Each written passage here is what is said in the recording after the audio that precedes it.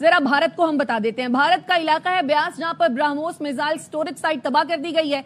पाकिस्तान ने जवाबी वार में एयरबेस उधमपुर को तबाह कर दिया है। पाकिस्तान की जानिब से पठानकोट में एयरफील्ड को तबाह कर दिया गया है। पाकिस्तान ने भारत का ब्रिगेड हेडक्वार्टर केजी टॉप तबाह कर दिया है। पाकिस्तान ने उड़ी में भारत के सप्लाई डिपो को मलिया मेट कर दिया है। कहानी यहां खत्म नहीं हुई है। हिंदुस्तान की बिजली तंसीबात पर बड़ा साइबर अटैक किया है। पाकिस्तान ने साइबर अटैक से हिंदुस्तान के 70% बिजली ग्रिड को नाकारा बना दिया है। हिंदुस्तान में उस वक्त अंधेरे छा गए, अब तो खैर सूरज निकल आया है। पाकिस्तान ने आदमपुर एयरफील्ड को तबाह कर दिया। भारत ने आदमपुर से अमृतसर पर खुद मिसाइल बरसाए थे। आदमपुर एयरफील्ड से अमृतसर में सिखों, पाकिस्तान, अफगानिस्तान पर मिसाइल दागे गए थे।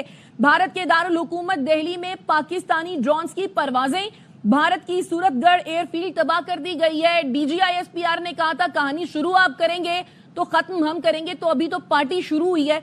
और यही नहीं, एयरबेस आपकी तबाह नहीं की, एयरफील्ड आपकी तबाह नहीं की, तरबियती मराकज आपके तबाह नहीं किए, साइबर अटैक भी किया है, आपकी बिजली बंद कर दी है हमने।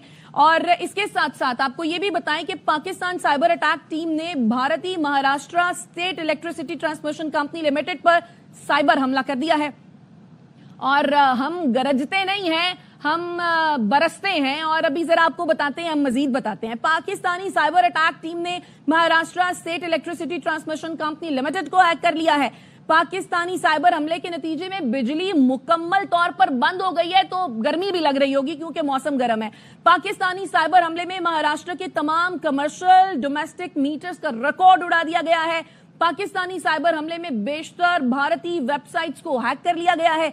ना सिर्फ भारतीय वेबसाइट्स, बल्कि इसमें बीजेपी की ऑफिशियल वेबसाइट भी शामिल है जिसको हैक किया गया है।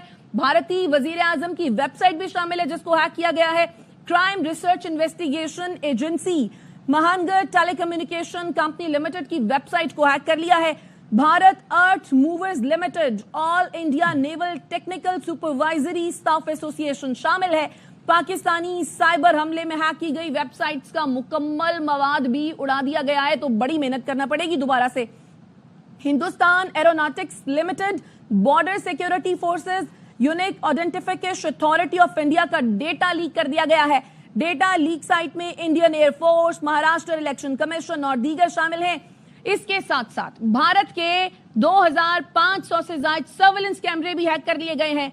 भारत की सरसा एयरफील्ड को तबाह कर दिया गया है। सरसा एयरफील्ड की तबाही की तस्दीक भारतीय मीडिया ने खुद की थी। और दिल्ली के साथ साथ मोदी के शहर गुजरात में पाकिस्तानी ड्रोन्स की 3 घंटे से परवाजें जारी हैं। पाकिस्तान ने भारत को मुंह तोड़ जवाब दिया है और जवाब देने का यह सिलसिला अभी तक जारी है। वसीम, बिल्कुल जारी है और इस हवाले से ताजा तरीन खबरों का सिलसिला भी जारी है। पाकिस्तानी फतह 1 मिसाइल सिस्टम के जरिए मुताद्दिद भारत